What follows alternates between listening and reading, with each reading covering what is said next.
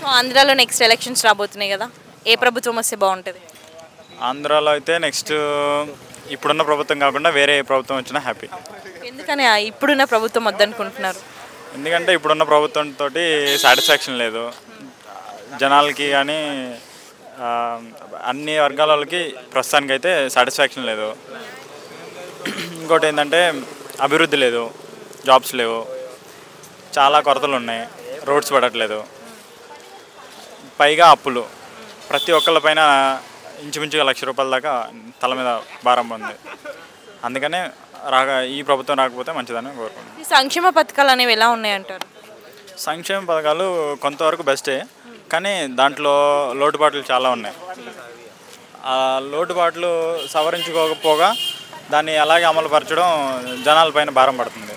అందుకని దీన్ని సవరించుకొని ఇంకా ముందే కానీ జాగ్రత్త పడి ఉంటే జనాల్లో కొంతైనా కొంచెం పాజిటివ్ అభిప్రాయం వచ్చి ఉండేది.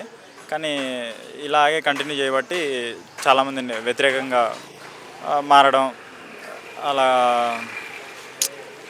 ఇక వేరే పార్టీ వస్తే బాగుండని ఆలోచించడం అనేది సహజమైపోయింది ఇప్పుడు ఆంధ్రాలో. మరి చంద్రబాబు నాయుడు గారు పొత్తులతో వస్తున్నారు కదా, మీకు అది ఎలా అనిపిస్తుంది? పొత్తులతో రాకపోతే మంచిది అనిపిస్తుంది. ఎవరికి వాళ్ళు ఇండివిజువల్గా వచ్చుంటే అప్పుడు ఎవరు సత్తా ఏంటనేది, ఎవరికి జనాలు ఎటువంటి వాళ్ళని ఎంచుకోవాలనేది జనాలు కరెక్ట్ నిర్ణయం తీసుకునేవాళ్ళు. ఎందుకంటున్నానంటే ఇప్పుడు మన పవన్ కళ్యాణ్ గారు ఉన్నారంటే ఆయన నేను ఓట్లకి డబ్బులు పంచనంటాడు. చంద్రబాబు రాజకీయం అంటే ఆయన ప్రచారం ఎలా ఉంటుందంటే ఆయన ఎవరైనా సరే డైరెక్ట్గా పంచకపోయినా ఇండైరెక్ట్గా డబ్బులు పంచడం, అది నోటుకి ఓటు అనేది ఓటుకి నోటే అనేది సహజం, అది ఆంధ్రాలో సహజం. సో ఇక్కడ ఇప్పుడు జనాలు ఎలాగ ఆలోచించి ఓటేస్తారనేది అక్కడ అర్థమయ్యేది ఒకవేళ పొత్తుతో వెళ్ళకపోయి ఉంటే.